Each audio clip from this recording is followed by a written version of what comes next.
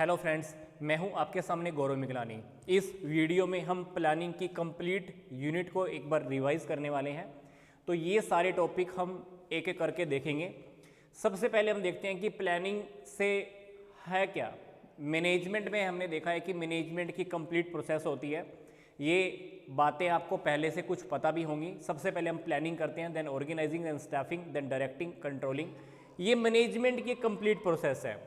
Planning क्या है? Planning reality में देखा जाए तो मैनेजमेंट का एक बेसिक फंक्शन है, फर्स्ट फंक्शन है। प्लानिंग के अंदर हम पहले से डिसाइड कर लेते हैं what is to be done, how is to be done, when is to be done, by whom is to be done. कौन करेगा, कैसे करेगा, कब किया जाएगा, किसके द्वारा किया जाएगा, काम कब होगा, ये बातें हम पहले से डिसाइड कर लेते हैं। तो रियलिटी में प्लानिंग एक डिसीजन मेकिंग की प्रोसेस भी है, क्योंकि हमारे सामने काफ़ी सारे ऑप्शन होते हैं और हमको सबसे बेस्ट ऑप्शन को ही सेलेक्ट करना होता है। प्लानिंग के अंदर फीचर्स की अगर हम बात करें तो प्लानिंग रियलिटी में एक मेंटल प्रोसेस है, क्योंकि रियलिटी में कभी कभी आप अपने मन में भी प्लानिंग कर लेते हो और कभी कभी अपने प्लान को, अपनी बातों को, अपनी प्लानिंग को लिख भी लेते हो, कहीं पर राइट भी कर लेते हो। तो प्लानिंग के अंदर हम क्या करते हैं, सबसे बेस्ट ऑप्शन का सिलेक्शन करते हैं और ये हर जगह पे होती है, चाहे हमारी ऑर्गेनाइजेशन है, चाहे कंपनी है, चाहे घर है, स्कूल है, कॉलेज है। अब आप सोच के देखो प्लानिंग हम आखिर कहाँ नहीं करते। प्लानिंग सब जगह पे होती है। प्लानिंग मैनेजमेंट का क्योंकि पहला फंक्शन है, इसलिए इसको बोल रहे हैं प्राइमरी फंक्शन। प्लानिंग हम फ्यूचर के लिए करते हैं, कॉन्टिन्यूस प्रोसेस है। प्लानिंग से क्या होता है, जितने भी हमारे काम होते हैं, जितने भी हमारे वर्क होते हैं, उन सभी के अंदर एक कोऑर्डिनेशन एस्टेब्लिश हो जाता है। प्लानिंग से हम क्या करते हैं, हम अपने ऑब्जेक्टिव को, मेन टारगेट को अचीव करने की कोशिश करते हैं। तो हमारा फोकस वहीं होता है। प्लानिंग की इंपॉर्टेंस क्या है? प्लानिंग की इंपॉर्टेंस को आप एक बार स्क्रीनशॉट लेकर स्टडी कर सकते हैं। प्लानिंग की लिमिटेशन की अगर हम बात करें, अब आप सोच के देखिए, प्लानिंग हम क्योंकि फ्यूचर के लिए करते हैं। अब फ्यूचर तो क्या है, अनप्रडिक्टेबल है। हम कभी प्लानिंग करने के बाद फेल भी हो सकते हैं। फॉर एग्जाम्पल, जैसे कोरोना के टाइम पर कितने सारे लोगों की प्लानिंग थी, शादियों की प्लानिंग थी, कहीं पर जाने की प्लानिंग थी, नया बिजनेस एस्टेब्लिश करने की प्लानिंग थी, मैं ये करूंगा वो करूंगा। सडनली क्या हुआ, लॉकडाउन लग गया। तो प्लानिंग आपको सक्सेस की गारंटी नहीं देती है। हाँ, कुछ होने वाली गड़बड़ियों को कम होने के चांसेस जरूर दे देती है। तो इसलिए प्लानिंग में कुछ लिमिटेशंस भी हैं। तो प्लानिंग जब आप कर लेते हो तो उसमें फ्लेक्सिबिलिटी भी कई बार नहीं आ पाती, आप चेंजेस नहीं कर सकते। प्लानिंग कभी कभी खर्चीली भी होती है, आपका बहुत टाइम लग जाता है, काफ़ी सारा कॉस्ट भी आ जाता है। और कभी कभी बाहर के इन्वायरमेंट की वजह से भी आपकी प्लानिंग गड़बड़ हो जाती है, जैसे मैंने आपको भी कोरोना का एग्जाम्पल दिया। टाइम कंज्यूमिंग प्रोसेस है और ये बात भी मैंने आपको अभी बताई कि प्लानिंग से इसका मतलब ये नहीं है कि सक्सेस की गारंटी है। सक्सेस की कोई गारंटी नहीं होती। प्लानिंग के अगर हम प्रोसेस में अगर हम बात करें, प्लानिंग की प्रोसेस में सबसे पहले हम क्या करते हैं, सबसे पहले हम अपनी ऑर्गेनाइजेशन का जो मेन टारगेट है वो देखते हैं कि हम रियलिटी में करना क्या चाह रहे हैं। हम सबसे पहले अपने मेन ऑब्जेक्टिव को सेट करते हैं। फिर मेन ऑब्जेक्टिव को सेट करने के बाद हम ये देखते हैं कि हम उस काम को पूरा करेंगे कैसे, क्या उसकी लिमिटेशंस होंगी। हम कुछ एजम्पशंस को भी देखते हैं, भाई हमारे साथ पहले क्या हुआ था, आगे क्या हो सकता है, पीछे हमारे क्या लिमिटेशंस रही थी। तो हम यहाँ पर कुछ बाउंड्रीज फिक्स करते हैं, अपनी लिमिटेशंस फिक्स करते हैं। हमको उस लिमिटेशन के अंदर रह के ही काम करना होता है। तो यहाँ पर हम कुछ एजम्पशंस भी लेके चलते हैं। फिर उसके बाद हम क्या करते हैं, हम ढूंढते हैं अपने काम को पूरा करने के कितने रास्ते हैं। तो यहां पर हम डिफरेंट ऑल्टरनेटिव्स को आइडेंटिफाई करने वाले हैं, क्योंकि जब आप कोई काम पूरा करना चाहते हो तो एक काम को पूरा करने के बहुत सारे मेथड्स होते हैं। तो हम डिफरेंट ऑल्टरनेटिव्स को आइडेंटिफाई करने वाले हैं। अब मान लो मैंने 5 ऑल्टरनेटिव आइडेंटिफाई कर लिए। भाई काम 5 तरीकों से हो सकता है, पर आपने काम तो फिर भी एक ही तरीके से करना है ना, एक ही मेथड से करना है। तो यहां पर आप क्या करोगे, सबसे पहले उन सारे ऑल्टरनेटिव्स की, उन सारे मेथड्स की आपस में इवैल्यूएशन करने वाले हो। फिर आप बेस्ट ऑल्टरनेटिव को सेलेक्ट कर लेना, फिर उसको आप इंप्लीमेंट कर देना। फिर आप देखना कि उसके अकॉर्डिंग काम हो रहा है या नहीं हो रहा है। तो प्लानिंग की पूरी प्रोसेस को यहां पर थोड़ा एक्सप्लेन किया हुआ है, तो आप एक एक करके थोड़ा स्क्रीनशॉट ले सकते हैं। जैसे यहाँ पर क्या है, अपने ऑब्जेक्टिव्स को सेट करना, फिर एजम्पशंस को लेके चलना। फिर मैंने क्या बताया था भाई, जैसे हमारा काम, हमारा टारगेट क्या है, मान लो बिजनेस खड़ा करना, तो बिजनेस एक्सपेंड करने के लिए हमारे पास काफी सारे ऑल्टरनेटिव्स हैं, पर हम क्या करेंगे, सारे ऑल्टरनेटिव्स को इवेल्युएट करेंगे, प्लस माइनस सबके देखने वाले हैं, प्लस पॉइंट क्या है, माइनस पॉइंट क्या है।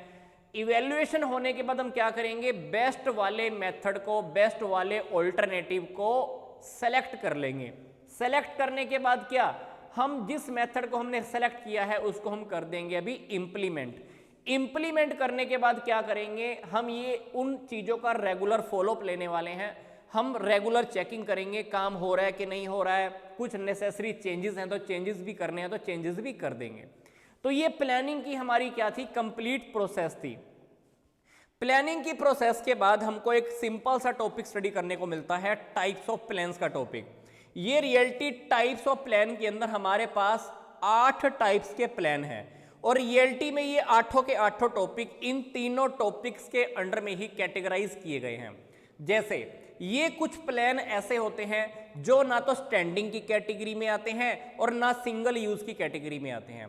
स्टैंडिंग प्लान्स कौन से होते हैं, ये प्लान ऐसे होते हैं जब आपने इन प्लान्स को एक बार बना लिया तो ये प्लान हमारे बार बार काम आते हैं। फॉर एग्जाम्पल, आपने स्कूल से घर जाना है, स्कूल से घर जाना है तो आपका एक ही रूट रहता होगा, आप डेली अपने रूट जो चेंज नहीं करते होंगे, अपने रोड तो चेंज नहीं करते होंगे। तो ये प्लान ऐसे होते हैं जो आपने एक बार बना लिए तो लंबे टाइम तक चलते रहते हैं। कुछ प्लान्स हमारे ऐसे होते हैं जब हमने एक बार बना लिया, काम पूरा हो गया, तो अगली बार फिर से एक नया प्लान बनाना पड़ेगा। जैसे घर में भाई की शादी है, आपने एक बार प्लान किया, भाई की शादी हो गई, 2 साल के बाद किसी छोटे भाई की शादी है तो फिर से हमको एक नई प्लानिंग करनी पड़ेगी। 3 साल के बाद हमारी किसी घर में और किसी मेंबर की मैरिज है तो हमको फिर नए तरीके से प्लानिंग करनी होगी। तो जब हम किसी काम की बार बार प्लानिंग कर रहे हैं तो उसको हम बोलते हैं सिंगल यूज प्लान। भी प्लान को हमने एक बार यूज किया, उसको फिर खत्म हो जाता है वो, फिर हमको अगले काम के लिए फिर से नए वाला प्लान बनाना पड़ता है। तो ये तीनों के तीनों टॉपिक के अंडर में क्या है, ये 8 के 8 टॉपिक्स। अभी इन 8 टॉपिक्स को देखूं तो सबसे पहले क्या है हमारे पास, हमने ये जो 3 टॉपिक थे, ये तीनों टॉपिक को इन्होंने थोड़ा सा यहाँ पे पहले एक्सप्लेन किया हुआ है, ये फिलहाल मैं आपको समझा चुका हूँ। इसमें ऑब्जेक्टिव्स एंड स्ट्रेटेजी आएगी, स्टैंडिंग प्लान्स के अंदर policies, procedure, methods and the rules आने वाले हैं। सिंगल यूज प्लान्स में क्या आने वाले हैं हमारे पास, बजट्स, प्रोग्राम्स, प्रोजेक्ट्स का टॉपिक भी है। फिलहाल ये प्रोजेक्ट्स का टॉपिक आपके सिलेबस में नहीं है, हम नहीं देखने वाले इसको यहाँ पर अभी। फिर यहाँ पर वही वाली बात आ गई, हमारे 8 टाइप के प्लान हैं ये देखिए, objective, strategy, policy, procedure, method, rule, programmes and the budget. अब ऑब्जेक्टिव क्या होता है, ऑब्जेक्टिव रियलिटी में वो एंड रिजल्ट है जिसको हम वास्तव में अचीव करना चाहते हैं, जो हमारा मेन टारगेट है। हमारे बिजनेस में जितनी भी प्लानिंग्स होती हैं हमारे उस एंड रिजल्ट को अचीव करने के लिए होती हैं। हमने एक डिसाइड कर लिया कि मेरे को एक 2000 करोड़ रुपए का बिजनेस खड़ा करना है। अब 2000 करोड़ का बिजनेस खड़ा करना मेरा मेन ऑब्जेक्टिव हुआ, तो अब बिजनेस में मैं जितनी भी प्लानिंग करूंगा, जितनी भी एक्टिविटीज करूंगा, अपने उस मेन प्लान को, अपने उस ऑब्जेक्टिव को अचीव करने के लिए करने वाला हूं। तो ऑब्जेक्टिव क्या हुआ, हमारा मेन वो एंड रिजल्ट जो वास्तव में हम जिसको अचीव करना चाहते हैं। स्ट्रेटेजी क्या होती है, ऑर्गेनाइजेशंस के अंदर क्या होता है, कंपटीशन के जमाने में अक्सर हम क्या करते हैं, दूसरी ऑर्गेनाइजेशन को देखकर, कॉम्पिटिटिव फर्म्स को देखकर अपनी स्ट्रेटेजीज बनाते हैं, अपनी पॉलिसीज बनाते हैं। तो ये स्ट्रेटेजी होती है। जैसे आपने देखा होगा बॉर्डर पे क्या होता है, एक आर्मी दूसरी आर्मी को देखकर स्ट्रेटेजी बनाती है। तो स्ट्रेटेजी ऐसी ही होती है। कॉम्पिटिटिव फर्म्स का क्या मूवमेंट्स हैं, वो क्या करना चाहती है, उनका क्या टारगेट है, एक्सटर्नल इंटरनल सारी बातों को देखकर हम कहीं ना कहीं स्ट्रेटेजीज बनाते हैं, रणनीतियां बनाते हैं। तो रणनीति हमारी सेल को इंक्रीज करने की हो सकती है, प्राइस डाउन करने की हो सकती है, नए मेथड एडवर्टाइजमेंट करने की भी हो सकती है। तो स्ट्रेटेजी किसी भी टाइप की हमारी हो सकती है। तो स्ट्रेटेजी अक्सर हम सामने वाले को देखकर बनाते हैं। पॉलिसीज क्या, पॉलिसीज जर्नल गाइडलाइंस होती हैं, जर्नल स्टेटमेंट्स होती हैं जो हमको फॉलो करनी होती हैं। जैसे कंपनी ने एक पॉलिसी बना दी कि भी अब की बार हम सिर्फ कैश में ही सेल करने वाले हैं, क्रेडिट सेल मतलब उधार में हम माल किसी को नहीं बेचने वाले। तो ये एक पॉलिसी है, इस पॉलिसी को सबको फॉलो करना होगा। तो पॉलिसी जर्नल गाइडलाइंस होती हैं, हमको मानना पड़ता है। फिर पॉलिसी के बाद क्या, प्रोसीजर।